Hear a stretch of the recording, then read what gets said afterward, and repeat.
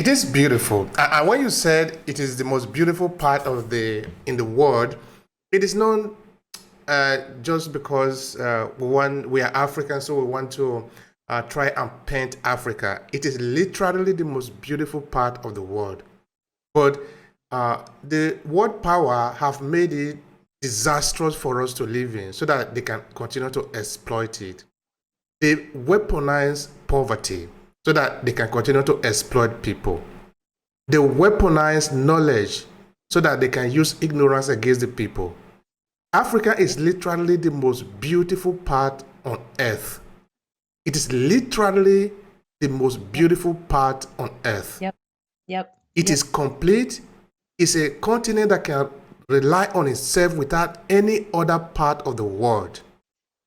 But the Western power, the European, the Westerner, the American, of course, playing this important role of empire, they deliberately are interested in weaponizing poverty in Africa and weaponizing knowledge so that people remain where they are.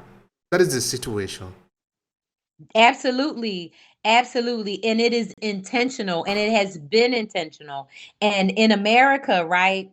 One of the things that's so egregious is the fact that they haven't updated the history books. So the same stuff that was in the history books in the 70s when I was in school, that's the exact same history books they're using now. My daughter graduated from high school in 2020. She got the same books in Oregon in 2020 that I had in Philadelphia in the 1980 and 82 and 83. Okay. So weaponizing ignorance, weaponizing poverty, that is the white way. That is the colonizer way, right? Rape, kill, destroy. That is the colonizer way. And so in America, for example, right, the education system has always been to make people think that Africa has nothing. But I always knew that, and I remember looking at maps, and I can still see these maps in my mind where it shows all the parts, the regions of the continent and the minerals and the resources, right? So where's the titanium? Where Tesla's digging? Where's the gold, right? Where is everything? Where's the oil? Where is it all, right? And so when before Columbus came and his buddies started ripping and rolling all around the world, they knew, right, that Africa was rich of human and natural resources. And they knew that they, was going to figure out a plan, right, to make it all happen.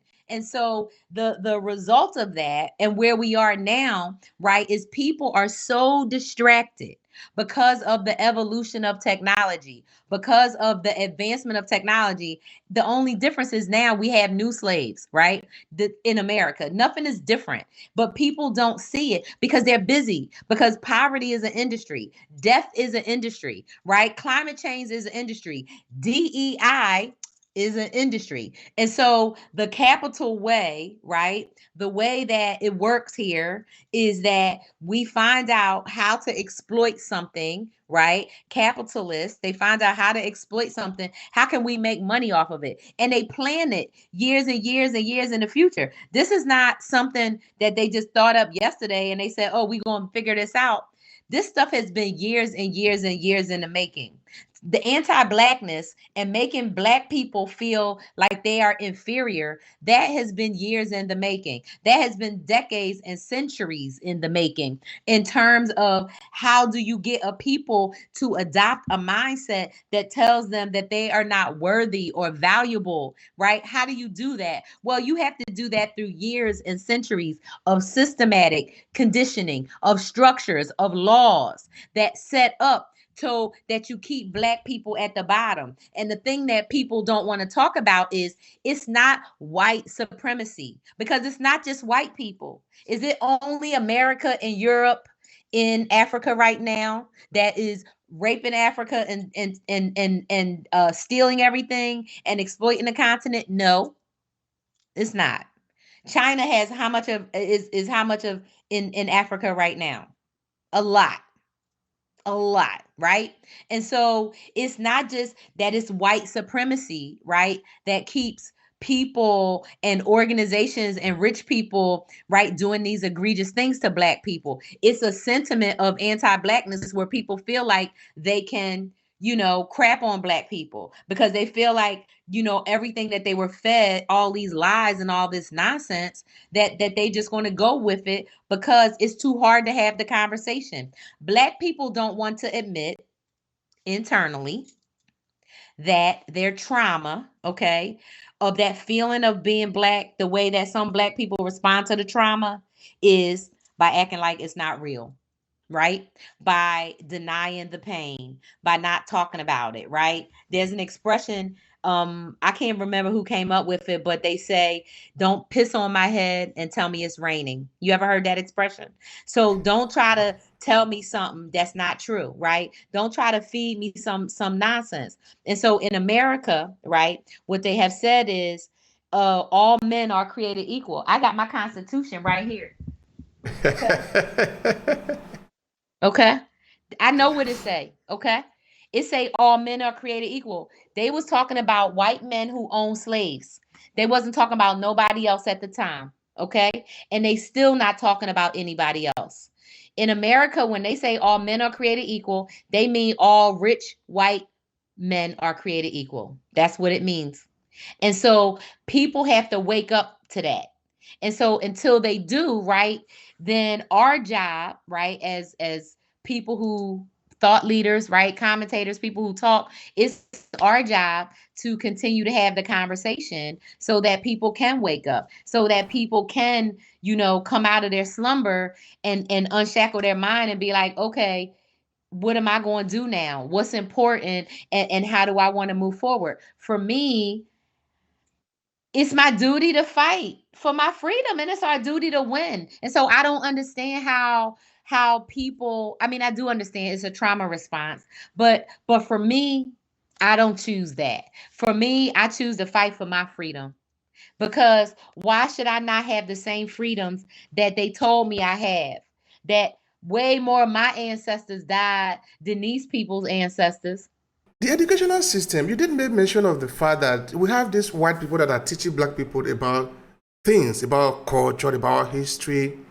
And if we go further now, except maybe in the era of religion where we have a lot of black preachers, uh, in the policing now, we have a lot of people, white people that are policing black people. Is reversed. Is it black people that are policing white people?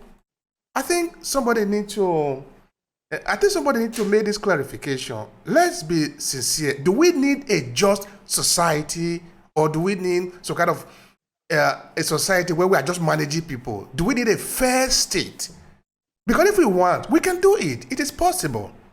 It means everybody really should be equal, created in the image of God. We don't need any second-class citizen. We can do that. But do we really want to do that? I want us to be sincere with ourselves.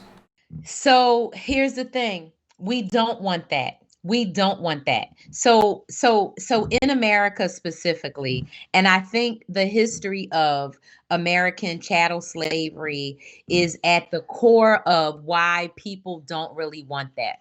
So I grew up 100% in a Baptist church, right? I grew up, I studied the Bible twice all the way through, when I was a teenager, and then again in my 20s. I had Sunday school, right, the entire thing. And to your point about how you can treat your neighbor, to the point about how you could treat another human being, it's not about that, because at the very core, right, it is about the subjugation and how do you hold black people in a position where they where you can help them believe and maintain a level of created inferiority, because if they were to fight back, it's like, okay, well, this is how we control you. And so if you fast forward to today, right, that same thing, that control is manipulation in different ways. But the thing is, Black people don't want to talk about being traumatized.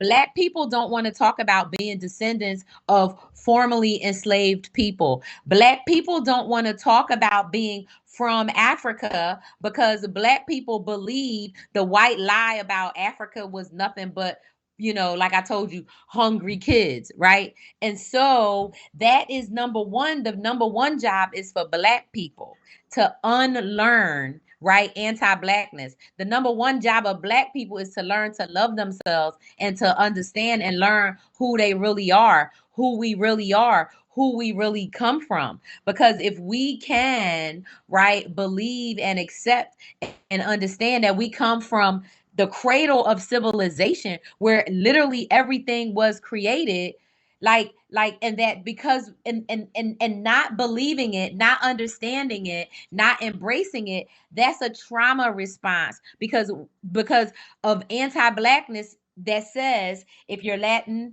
if you are Asian, if you are white, at least you're not Black.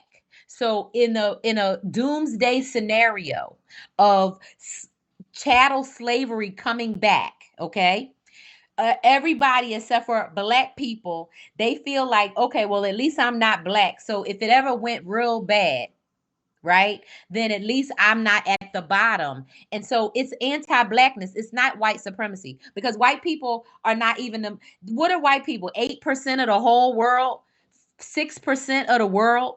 Like, they know they're not superior. That doesn't even make no sense. If they were superior, they wouldn't need to steal everything, right? Human beings and land. They wouldn't need to steal everything because they would have had their own stuff. So it's not white supremacy. It's anti-Blackness. Anti-Blackness is what can make people of Asian descent and people from Latin descent, right, and people from Americas, right, look down on Black people, right? Or even look down on indigenous people because they know that we've gotten the worst treatment.